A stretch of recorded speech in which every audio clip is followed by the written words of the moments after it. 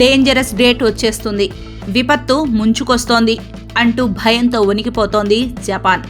Manga చెప్పిందే జరిగితే ఏమిటి, జరుగుతుంది అని నమ్ముతున్నారు అక్కడ కొందరు. అసలు ఎవరి మాంగా, ఆమె ఏం చెప్పింది, జపాన్ ఎందుకు వణుకుతుంది, ఇప్పుడు తెలుసుకుందాం. రియో టాట్సుకి అనే మాంగా ఒక కామిక్ పాత్ర.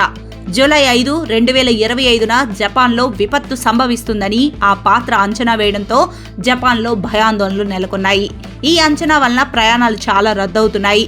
సోషల్ మీడియాలో ఆందోళన వ్యక్తమవుతుంది. ఎందుకిలా అంటే, గతంలో ఈ పాత్ర చేసిన అనేక అంచనాలు నిజమైనవి కావడం వల్ల అక్కడ ప్రజల్లో ఈ ఆందోళన మరింత పెరిగింది. అయితే మాంగా కామిక్లో చేసిన ఒక వింతైన అంచనా జపాన్ ప్రజల్లో ఆందోళనను పెంచుతుంది. న్యూ బాబా వాంగాగా పిలువబడే మాంగా ఓ కామిక్ బుక్లోని పాత్ర.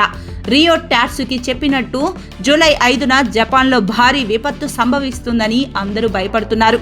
ఆ తేదీకి కొన్ని వారాలు మాత్రమే మిగిలి ఉండడంతో చాలా మంది ప్రయాణికులు జపాన్కు వెళ్లకుండా తమ ప్రణాళికలను రద్దు చేసుకుంటున్నారు. సోషల్ మీడియాలో ఇప్పటికే ఈ విషయంపై తీవ్ర ఆందోళన వ్యక్తమవుతుంది. అత్యధికంగా అమ్ముడైన కామిక్ ది ఫ్యూచర్ ఐసా 2021 ఎడిషన్లో జపనీస్ మాంగా కళాకారిణి రియో టాట్సుకి జూలై 5, 2025న జపాన్లో విపత్తు సంభవిస్తుందని అంచనా వేసింది. అయితే అది ఎలాంటి విపత్తు అనే దాని గురించి స్పష్టంగా ప్రస్తావించినప్పటికీ ప్రజల్లో భయాందోళన వ్యక్తమవుతున్నాయి. జూలై 5వ తేదీ దగ్గరకు వస్తున్న క్రమంలోనే ఇతర దేశాల నుంచి జపాన్కు వెళ్లేందుకు చాలా మంది ఆసక్తి చూపించడం లేదు. అది టికెట్ బుకింగ్స్లో స్పష్టంగా కనిపిస్తోంది. బ్లూంబెర్గ్ ఇంటెలిజెన్సీ నివేదిక ప్రకారం జూలై ప్రారంభంలో హాంకాంగ్ నుండి విమానాలు, హోటళ్లు బుకింగ్స్ దాదాపు 50% తగ్గాయి. చైనా, థాయిలాండ్, వియత్నాం నుండి బుకింగ్లు 83% వరకు తగ్గాయి. ఇది జపాన్ పర్యాటక పరిశ్రమకు తీవ్రమైన దెబ్బగా చెప్పుకోవచ్చు. ఈ గందరగోళం మధ్య జపాన్ అధికారులు ప్రజలు ప్రశాంతంగా ఉండాలని విజ్ఞప్తి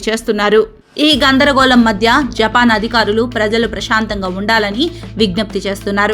మియాగి గవర్నర్ యోషిహిరో మురై విలేకరుల సమావేశంలో ఆందోళనను ప్రస్తావించారు. జపనీయులు విదేశాలకు పారిపోవడం లేదు, కాబట్టి ఆందోళన చెందాల్సిన అవసరం లేదు. ప్రజల పుకార్లను విస్మరించి జపాన్ను సందర్శించాలని ఆశిస్తున్నాను అని మీడియాకు తెలిపారు. ఒకవైపు అధికారులు అవన్నీ పుకార్లు, వాటిని నమ్మొద్దని చెబుతున్నా మరోవైపు సోషల్ మీడియాలో మాత్రం జూలై 5 గురించి ఆందోళనలు గట్టిగా వినిపిస్తున్నాయి. #July 5 డిజాస్టర్ వంటి హ్యాష్ట్యాగ్లు వైరల్ అవుతున్నాయి. భూకంపాలు, సునామీలు లేదా సైబర్ దాడుల గురించి ఊహాజనిత పోస్టులతో జపాన్ సోషల్ మీడియా నిండిపోయింది.